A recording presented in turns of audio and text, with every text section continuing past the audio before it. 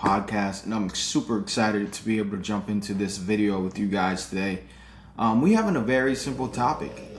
Today is something that we always thought about, I guess, in the back of our heads. But why did kings care so much about lineage? Everybody wants money, but what about the legacy, right? So today we're going to break down pretty much what the system has done to us to be able to make us strip away and not know our identity anymore, in the sense of this is our heaven that's supposed to be here on earth, right? One thing that most people always believe is my will be done on earth as it is in heaven. But how many of us has actually practiced that? So today we're going to go over a couple of things here. Pretty much we're going to disillusion what we have been taught from a kid, and we are going to implement the blueprints on how to actually do this here. And it's real simple once you start thinking about it. And it's so simple. That's why they've been putting so many brainwashing and manipulation and control tactics, because it's so simple in the fact that if we just did it, there would be no room and no jurisdiction for them at all. So I have my notes here. So one of the biggest things that we want to talk about is when we were, the system of how they bring us up, right? We're rooted in shame. We're rooted into disconnection. We're rooted into an illusion painted based off of the Rockefeller school system. So when we all grew up, we were growing up pretty much, those that are watching this video, you guys already know. So when we're raised, our parents have all these ideologies, all these thoughts and patterns, and all these programs and systems in their head that their parents have taught them. So what we are breaking down today is we're going to break down why they did it and how we're going to fix it, because that's what this podcast is about, right? So, I mean, most of you guys can always pretty much, understand what I'm saying in the base of when you were 5, we all started kindergarten. And kindergarten was that pattern of what they taught us, pretty much of ideology of how the world actually runs. Small pieces, but surely enough, right? They taught us little pieces about religion. They taught us about holidays, right? From kindergarten all the way up to when you graduate, these schools make sure they have these breaks for holidays, Easter, Christmas. They even celebrate it in the school. What is it called? St. Patrick's Day, Valentine's Day, Mother's Day, Father's Day. All these days and all these calendar pinpoints is literally the delusion itself, right? So from 5 up, and we're going to get a little bit more deep in this, right? So give me personality, give me traits they taught us from from kindergarten, what is it called? Kindergarten to 12th grade. Decode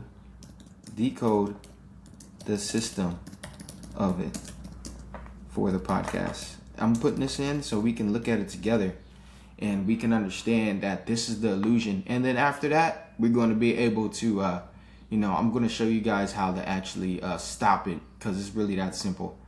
So let me share my screen here. ChatGPT shared. I love this platform, man. You can just look at this. Okay, so traits often taught: following instructions, raise your hand, ask permission, listen to authority, follow routines. And as we know, that is pretty much what they have done for the work system, right? And from kindergarten to 2nd grade foundation years, this is what this is, right? So social behavior, the sharing, cooperation, group behavior, respecting rules. I don't know how many of you guys remember from kindergarten or 2nd grade, but they always made us raise our hands. That's where it started, raising our hand, asking to go to the bathroom, even raising your hand to answer a question, raising your hand to ask a question. So all these things are pre-practiced things for you all the way up to grade 12, right? So social behavior, it even goes all the way into social behavior. And then also time structure. They got the bells. You remember each and every time you go to every class, it was a bell structure, right? What do they call it? I forget the name. Block scheduling. They called it block scheduling. Block scheduling was where you go to this class for an hour, go to that class for an hour, and you have your whole 6 to 8 hours orchestrated by bells and the scheduling and transitioning task. I'll go from social studies class to science class, from science class to art class, to gym, the gym to JRTC if your school had it, to JRTC back to math class, or math class to language arts, or you take one of those common languages like Spanish or French. You know, it's all these things and circulations, and quite honestly, none of those things have painted a picture to make you become the greater version of yourself at all. So now we're moving on to 3rd to 5th grade, the performance and standards, right? Memorizations, tests, facts, recalls. That's right, because from here, kindergarten to 2nd grade, we didn't really have that much test, in my school at least, right? We didn't have that, right? Because we're still disillusioned, we're still trying to build our characters, and, you know, our personalities just coming in from 5th grade to 2nd grade, right? Now, traits often rewarded in 3rd and 5th grade. Now, test, facts, recalls, right? Grades and evolutions, A and F systems, comparing performance, internal validations. You know, you get the honor roll, you get a good grade, comparing performance with other individuals. How come he got this? I'm smarter than him. Or how come he can take that class? I can't take that class. Oh, how did he get this scholarship and I can't get that scholarship? We went through the same amount of credits. You know, all this comparison, and start making having a war with individuals just because of what they give individuals. Like, you know, I remember I used to have this guidance counselor. I'll go to the damn guidance counselor and ask the guidance counselor, what do I need to do after I graduate?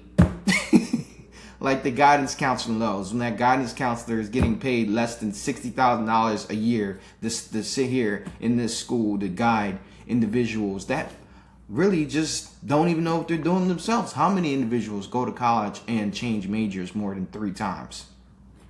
You see, so competition, honor roll, just like I was saying, rankings, recognition systems. You know, they had the hall monitors. You had to have good amount of grades to be a hall monitor, right?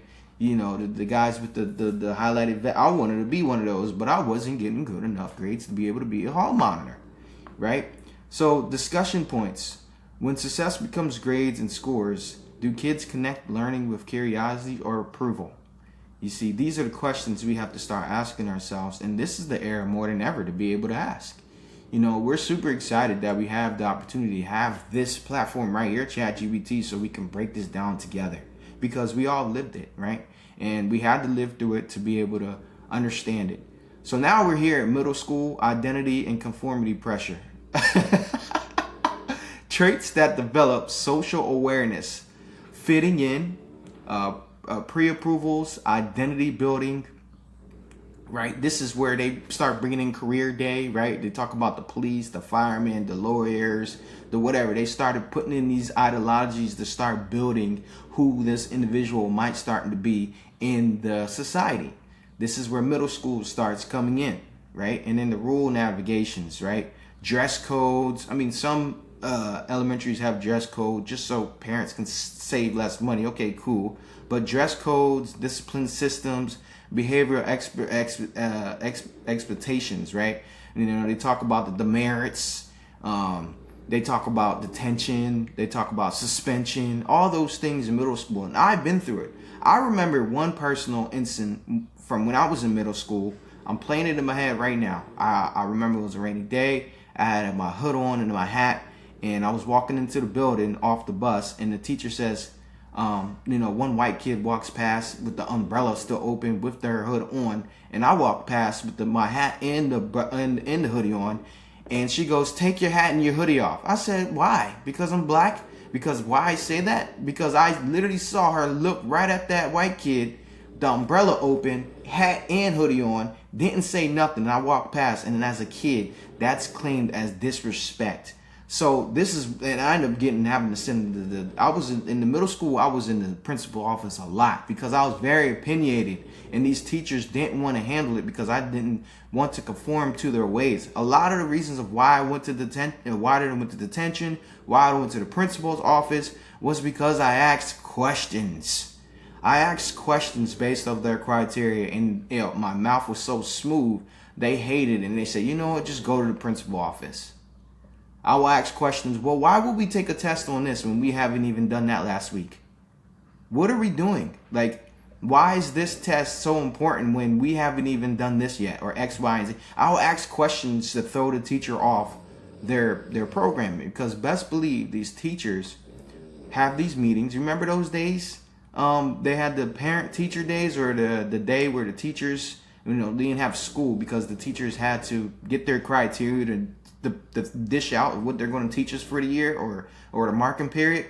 All these things taking place. This is all the Rockefellers schooling and what it has been doing to us, right?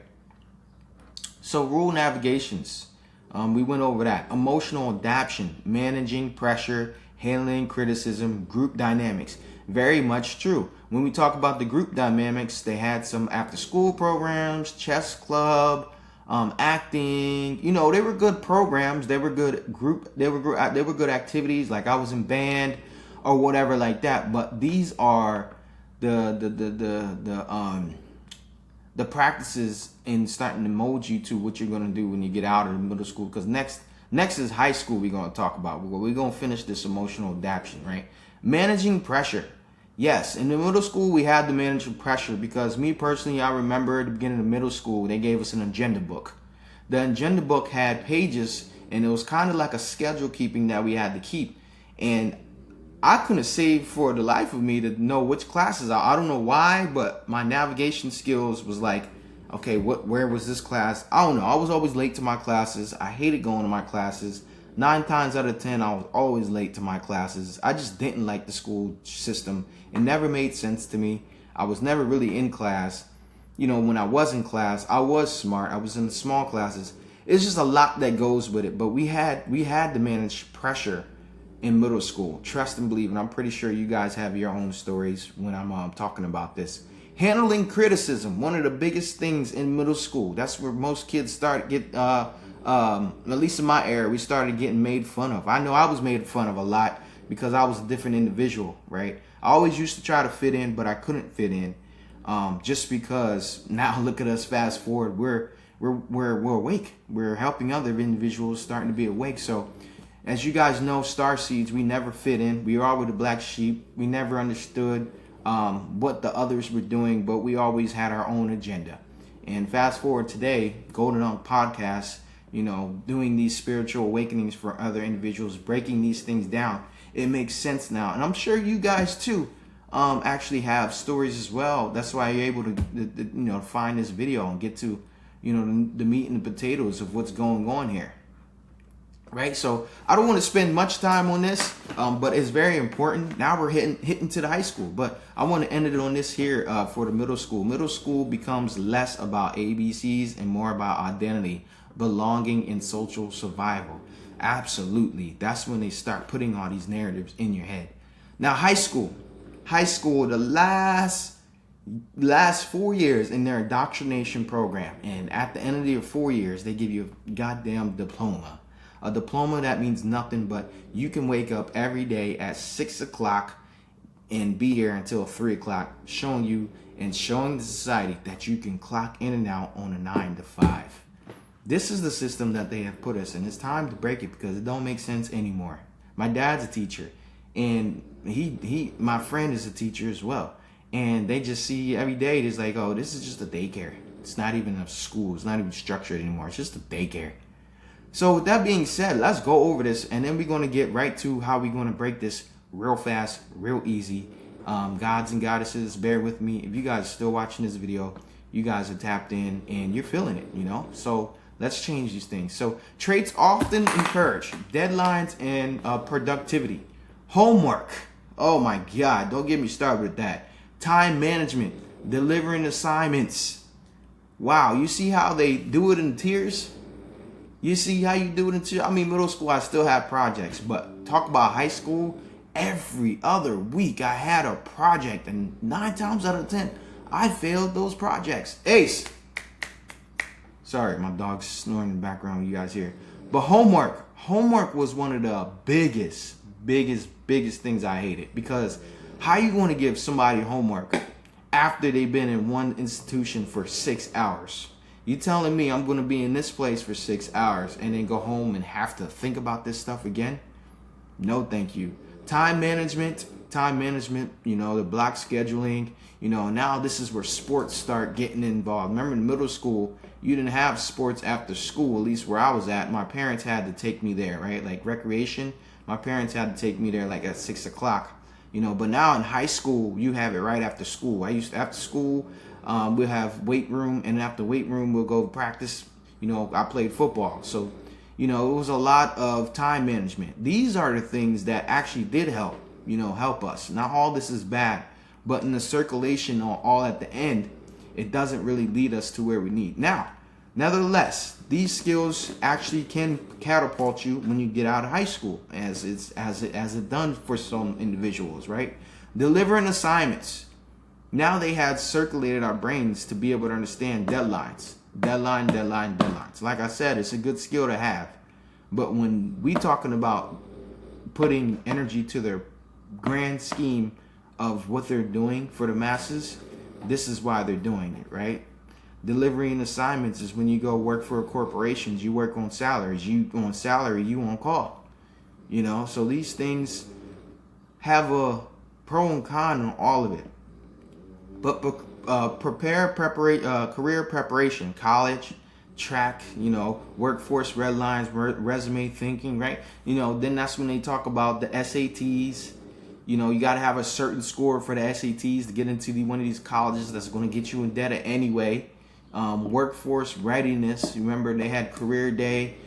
Even in high school, you can get credits. You know, let's say you go, you know, every weekend to the firehouse or the police station or doing some type of volunteer work, you'll get credits from the school. So there they put it on your resume, and then when you go out and put college applications, you said you did this X, Y, and Z.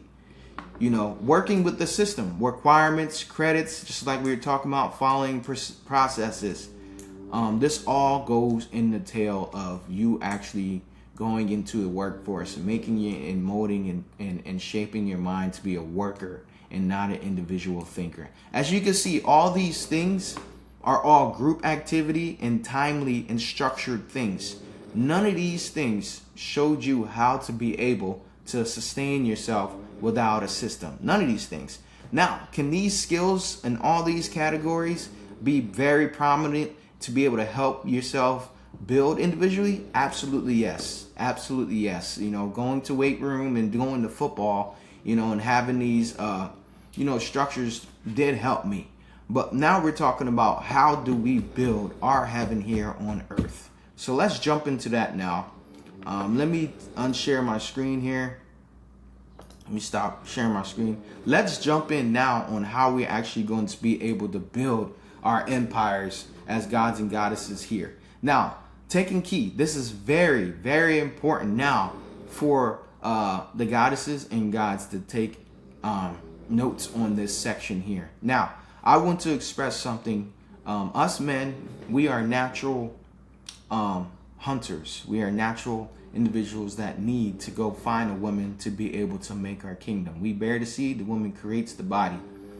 So goddesses, I say that to say, it's time to understand your role here as a goddess. It's time to stop doing what they put out to make you do. Like these female rappers. That's all I gotta say. That's for another podcast. So let's jump into this timeline picture. This is how we break the matrix, and this is how we bring our heaven to earth. This is how we bring kingdoms and empires. Yes, all that stuff we learned, but this is how we do it. And this is what they have made us forget, and this is the easiest thing ever. This takes the god and the goddess to be able to do this, nothing else. So let me share my screen here. I'm going to share my screen. Share screen. Chat GBT. All right, and let me get this image. Pull up this image. Can this image here? Okay, I know what I'm gonna do. Let me go back here and let me go to my library. Go to my library. Oh, images. Go to the images, and this is how we do it here. All right. So this is how my plan is, and this is how every God that is watching this podcast, this is how you are going to start your empire. If you truly believe that you need to have your heaven here on earth, and you need to do what God has put you on this planet, it's all about building your own empire. This is supposed to be heaven for us. We're not supposed to be defined to anything else other than what you are supposed to be doing. So this is how it works. This is me. This is my queen. And we're going to have 4 sons. And when you have 4 sons or daughters, doesn't matter. Doesn't even matter how you start. You can start with 2, you start with 3. This is how you do it. First off, before you even get this plan, you need your own land. Once you buy your own land, this is how you can actually consolidate this plan. Because once you have your own land, you have your wife, you have the land, you have the panels, you have the camper, you have the container home, you have whatever it is that you guys do. Make sure you are comfortable at your land before you even have these 4 kids. Once you have your 4 kids, you raise them up. And these 4 kids will now find their own land. You have 20 years, 20 years, 20 years, 20 years to be able to bring them up, right? 15, you can even look 18 years, 18 years, 18 years, 18 years. Depends on, you can even have them a month apart. You can control all this, right? You can control all this. This son here, now you get land for this son, and then he has sons. And then these sons will then start acquiring land. This is how you build an empire. Look, just from one man, you already created 1, 2, 3, 4, 5 seeds already having a kingdom. He has his land, his 4 kids, then he shows them from what you show them how to get land, acquire land, and then they start building their land. See, these are the things we need to start doing. We need to learn how to trade. We need to know how to do framework. We need to know how to do all these things, electrical work. These are the things we should be really learning how to do as gods. We are supposed to have our heaven here on earth, and they have been stopping us from that, right? There's so many people in my family personally that live in Philadelphia. Each one of my cousins have probably 4 kids each, and they still live in the small little section of Philadelphia. Let's go here, right? Let me stop sharing my screen here, and I'm going to pull up how they try to, put us in boxes. And I'm going to go to Google real quick, and I'm going to go to maps. And I know this is a little bit longer, but bear with me because this has to be said. This has to be shown. All right, so let's share the screen here. And this is Google Maps, right? This is Google Maps. All right. So this is we gonna zoom out. Oh my God, bear with me, guys. Okay. So here we go. Let me show you how they put ants under a cup so people won't expand. Look at this here. So this is Philadelphia. This is Philadelphia. All right. Everybody knows Pennsylvania for this little ass city, Philadelphia. Look how big the state of Pennsylvania is. And they got this whole little stupid area for a national park. Look at all this unoccupied lands. You telling me all these kids and all these gods and goddesses and Aztecs, Mayans, and Taínos, all of us is in this little ass area, and they made us not want to grow and build our own empires. Everybody here in Philadelphia, a man that can have 4 kids should acquire land to build his empire. His 4 kids, he builds here. one of his sons gets this, then the other son gets that, then the other son gets this. You start building empires. That's what it was supposed to be. And this is why I'm doing this video, because I feel like Spirit is channeling through me to be able to put this out. We need to understand this. It's super important. And as more as we understand this, the more we can take back our realm and be able to have our golden age. So I hope that makes sense. We're going to go back to the chat GPT. Let me go back to the screen. Let me see. Stop sharing screen. Let me go back to the chat GPT and bring up that photo one more time for you before we end this video, because it's 20 minutes. This is the blueprint right here, y'all. So go out there, go find a goddess, and take a picture of this.